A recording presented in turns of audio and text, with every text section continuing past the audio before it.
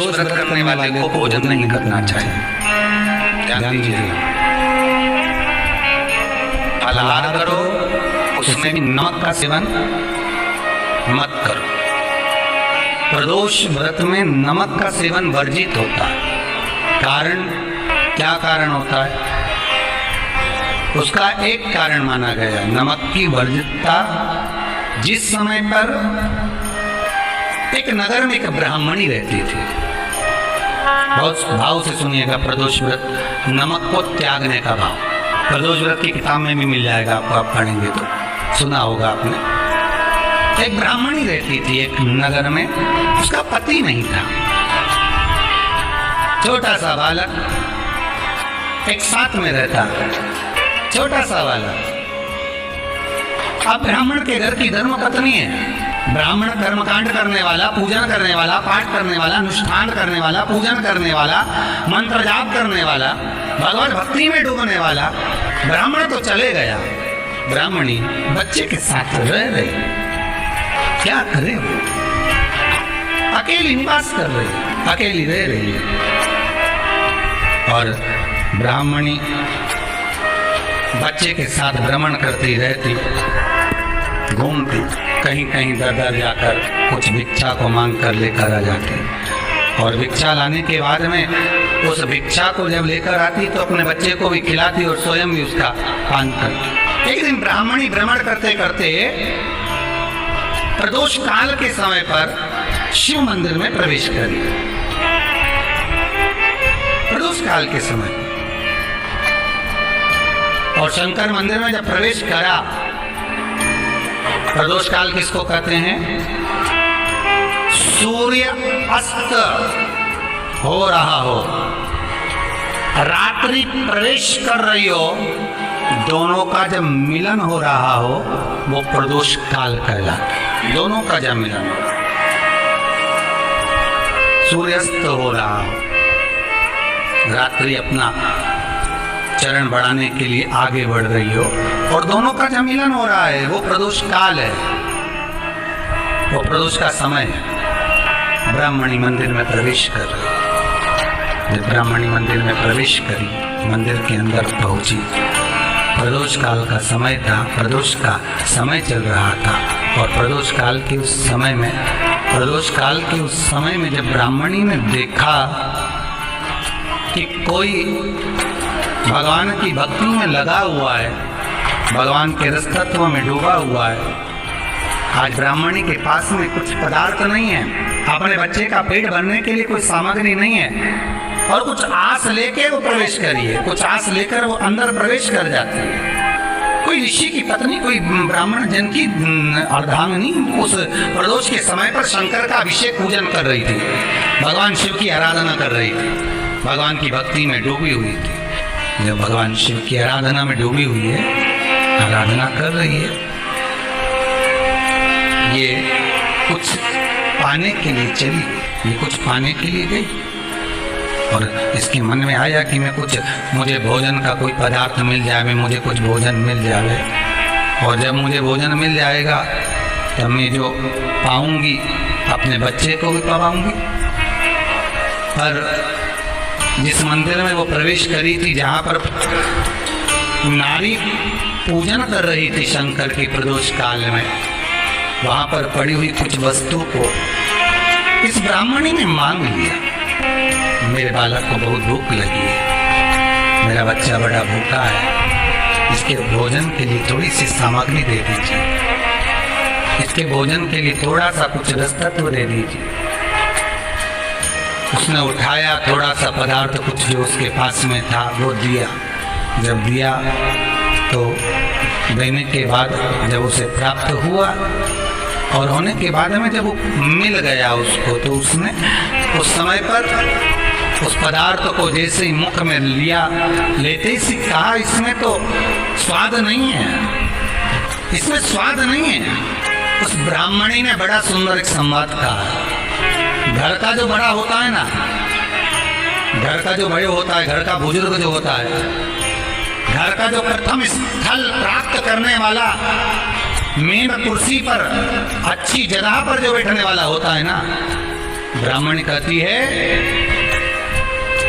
वो कभी किसी वस्तु में ऐब नहीं देखता, मिनक नहीं निकालता। समाज के अन्नकूट होते हैं, समाज के जब अन्नकूट होते हैं महाराज, समाज के जब अन्नकूट होते हैं, बड़ी बड़ी समाजों में जब कार्तिक महीने में अन्नकूट महोत्सव होते हैं, बहुत सारा प्रसाद बनता है। जो बुजुर्ग होते हैं ना, बड़े समझदार लोग होते हैं ना, तो अन्नकूट की जब प्रसाद खाने बैठते हैं ना, उसमें नमक नहीं भी होता ना, तो नहीं बोलते कि इसमें नमक नहीं है। और जो हमने डोनेशन दिया है, जब तुम आए थे समाज वाले, तो हमने 1000 का लिफाफा दिया, 500 का लिफाफा दिया, 2000 का लिफाफा दिया, और भोजन ऐसा बनवाया। एक व्यक्ति वो जो खाकर चुपचाप चले गया, और एक व्यक्ति वो जिसने प्रसाद पर उंगली उठाई। इन दोनों को अन्नकूट की तारीख पे इनका नाम लिख लो, और अगला अन्नकूट आए तब दोनों की दशा देखना। एक जो चुपचाप खाकर चले गया, भगवान के प्रसाद को प्रसाद मानकर, प्रभु का दर्शन मानकर लेकर चले गया, वो उन्नति की सीढ़ी पर चढ़ता चले गया। और जो मिनक निकालता रहा, वो साल भर खटर पटर की जिंदगी जीता रहा। भगवान के प्रसाद में कभी भी ध्यान रखिएगा, भगवान के प्रसाद के अंतर्गत स्वाद की कोई मूलता नहीं होती। भगवान का प्रसाद स्वयं स्वाद है। भगवान के प्रसाद में नमक नहीं देखना, मिर्ची नहीं देखना, भगवान के प्रसाद में शक्कर नहीं देखना, भगवान के प्रसाद में कुछ ये नहीं देखना कि कितना माल डला, कितना घी, कितना बादाम, कितना काजू, कितना इलायची डला। हाँ, यहाँ तक शास्त्र कहता है कि भगवान का प्रसाद अगर बन रहा है तो उसकी सुगंध भी नहीं ली जाती है महाराज। यहाँ तक शास्त्र कहता है। जब तक भगवान उसको पानी ले, तब तक उसका सुगंध भी नहीं ली जाती। और कई कई जगह तो भगवान को प्रसाद अगर सूखा सामान हाथ में आ गया, इलायची कैसी है, मंदिर के अंदर जाने वाली है भगवान को डालने के लिए, लाओ यार किसकी दुकान से आई इलायची बताओ, इलायची तो 25 बार सूंघा, हाँ हाँ अच्छी है, अब सूंघ लिया तो भगवान इसको स्वीकार करेगा क्या? अरे जम के तो बोलो। एक फूल तुमने बगीचे से तोड़ा और सोचा इसमें पहले मैं सूंघ लेती हूँ, इसमें स्वाद है कि नहीं, इस फूल में गंध है कि नहीं, इसमें सुगंध है कि नहीं, और फूल सूंघ लिया, उसके बाद तुम भगवान को देखो, भगवान स्वीकार करेगा नहीं। कई कई घरों में तो हंडी से दाल चलाती जाए अपने हाथ में डाल के। महाराज ब्राह्मणी ने जैसे मुख में लिया थूक दिया। ये श्रेष्ठ नहीं है। जो ऋषि की पत्नी अंदर पूजन कर रही थी प्रदोष काल, उसने कह दिया आपका चेहरा बता रहा है कि आप ब्राह्मण की धर्म पत्नी, पर आज आप दर दर जाकर अगर भिक्षा मांग रही हो, दर दर जाकर अगर भीख मांग रही हो, दर दर जाकर भिक्षा को मांग रही हो, तो इसमें आपके पति का दोष नहीं है, दोष आपका है।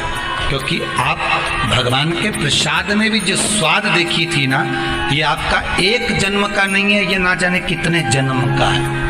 ब्राह्मणी के मस्तिष्क में बैठ गया, ब्राह्मणी के उस ना वो बक्कल में नहीं अक्कल में बैठ गया कि ये स्वाद नहीं देखना।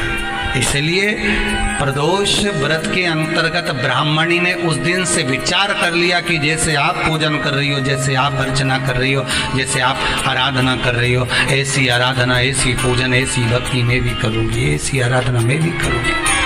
अब मैं स्वाद नहीं देखूंगी। तो प्रदोष व्रत करने वाले को ध्यान रखना चाहिए कि नमक का सेवन ना करे, भोजन ना करे, फलाहार करिए, हल्का आहार करिए, प्रयास करिए।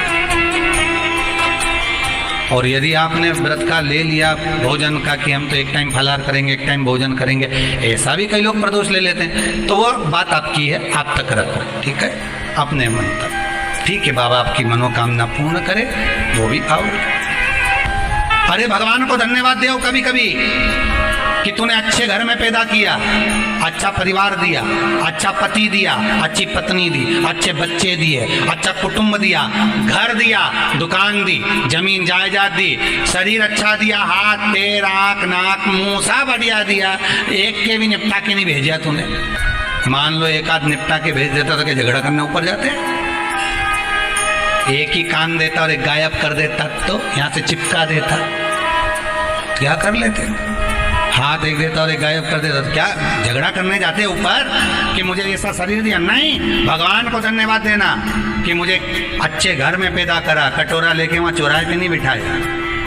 तूने अच्छा घर दिया दोस्त, उसका आदर नहीं हुआ और इनका आदर हो गया इसलिए इनको मौन। और दक्ष प्रजापति कह रहे हैं आपका तो सम्मान हो रहा है, आपका आदर हो रहा है, आपको सत्कार मिल रहा है, आपको सम्मान मिल रहा है, आप चुप होकर बैठेंगे। भगवान विष्णु बैठ तो गए और भगवान विष्णु के हृदय में यह बात सुहा ही नहीं। थोड़ी देर इंतजार करा, बाट जोई, प्रतीक्षा करी। जब भगवान शंकर की धर्म पत्नी सती माता आई उस यज्ञशाला के पास, भगवान विष्णु ने माता को नमन करा, प्रणाम करा और भगवान विष्णु चल दिए। भगवान विष्णु ठहरे नहीं है। जहां पर किसी प्रतिष्ठित व्यक्ति का, सम्मानीय व्यक्ति का, आदरणीय व्यक्ति का अगर उपहास हो रहा है, उसके लिए खिल्ली उड़ाई जा रही है, उसके लिए अपशब्द कहे जा रहे हैं, तो शिव महापुराण की कथा कहती है वहां कभी मत बैठना। भगवान विष्णु भी उठकर चले गए थे। भगवान विष्णु भी नहीं ठहरे। भगवान विष्णु जैसे ही उठकर गए तो भगवान ब्रह्मदेव ने देखा तो भगवान नारायण से पूछा प्रभु कहां जा रहे हो? कहा यहाँ शंकर भगवान का अपमान हो रहा है, शिव जी के लिए अपशब्द कहे जा रहे हैं, भगवान शंकर के लिए ताने दिए जा रहे हैं, मैं सुन नहीं सकता। क्योंकि शिव निंदा केवल मैंने एक बार सुनी थी। देव ऋषि नारद ने मेरे पास में आकर कहा था कि शंकर भगवान कामदेव को नहीं जीते, मैंने जीता है। जब शंकर की निंदा मैंने सुनी तो मुझे घोड़े का मुंह लगा था और देव ऋषि नारद को बंदर का मुंह लगा था। आज फिर अगर शंकर की निंदा सुन लूंगा तो फिर पशु का मुख लगेगा। शिव महापुराण की कथा कहती है शंकर की निंदा करने वाला और शंकर की निंदा सुनने वाला, शंकर की निंदा करने वाला, सुनने वाला, ये दोनों का जन्म जानवर का होता है, पशु का होता है। ये कोई साधारण फिर मनुष्य के रूप में जन्म नहीं ले सकते। जो तुमको शिव की निंदा करता दिख जाए, जो शंकर की निंदा करता दिख जाए, जो कह दे कि शंकर पर दूध चढ़ाने से क्या होगा, शंकर पर तिल्ली चढ़ाने से क्या होगा, शंकर का ऐसा करने से क्या होगा, जो बार बार तुम्हें शंकर की निंदा करता हो, समझ लेना कि इसका जन्म अगला या तो किसी स्वान का होगा या बंदर का होगा या फिर घोड़े या गधे का होगा। इसका जन्म निश्चित है। जब भगवान विष्णु ने केवल जरा सी निंदा सुनी थी कि कामदेव को मैंने जीता, शंकर जी नहीं जीते, इतनी सी बात मेरे भगवान नारायण ने सुन ली थी, तो भगवान नारायण को घोड़े का मुंह लग गया था, हयग्रीव अवतार लेना पड़ा था जरा सा। और देव ऋषि नारद ने निंदा कर दी तो बंदर का मुंह लगाना पड़ा, बंदर का मुंह लगा। शिव निंदा हम सुन नहीं सकते, शंकर की निंदा हम कर नहीं सकते। देखो साहब, शिव महापुराण सुनते हैं, आपको अच्छा लगे आप सुनो, नहीं अच्छा लगे जाओ, पर हम निंदा नहीं सुन सकते, हमसे सहन नहीं हो सकती। हम शिव निंदा नहीं सुनते।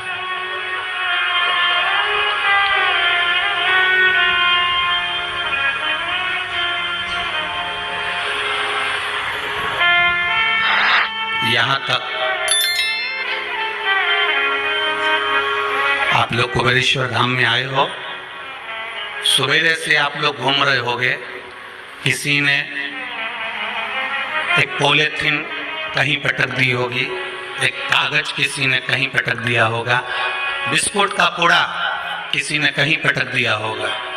एक भी कार्यकर्ता आपके पास आकर